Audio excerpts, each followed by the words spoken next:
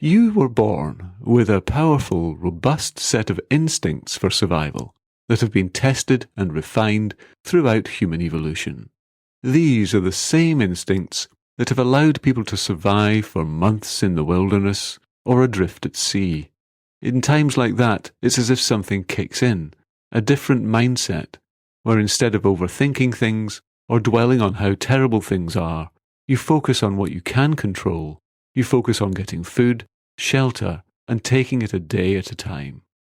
There are amazing stories of human beings' will to survive, getting them through the worst of times, such as the Burmese fisherman whose ship sank and who floated through shark-infested waters for 25 days in nothing more than a large icebox, living off rainwater and the fish that seagulls left behind, until they were finally spotted and rescued.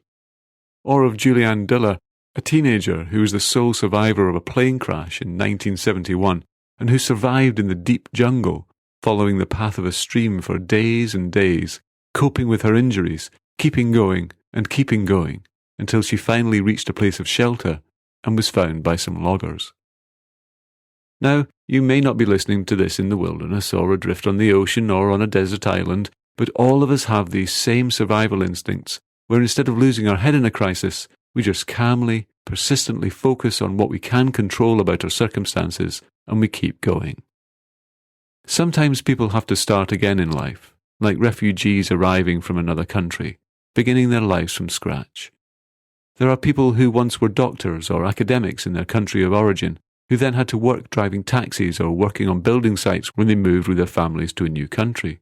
It can be a humbling, disconcerting experience to lose the familiarity and the prestige of how your life once was, and to begin again somewhere new. But the same principle applies.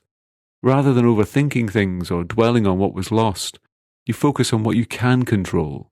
You keep going, and gradually, step by step, day by day, week by week, month by month, you make things better for yourself and your loved ones in whatever way you can.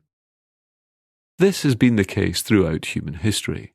There have always been times of great upheaval, times of great loss, and tremendous difficulties when many people's lives were completely upended, and we get through these times by focusing on what we can control, staying calm, and keeping going. And no matter what the circumstances are that you're currently dealing with, that's what the deeply relaxing hypnotic part of this session is going to help you to do, to keep calm and carry on.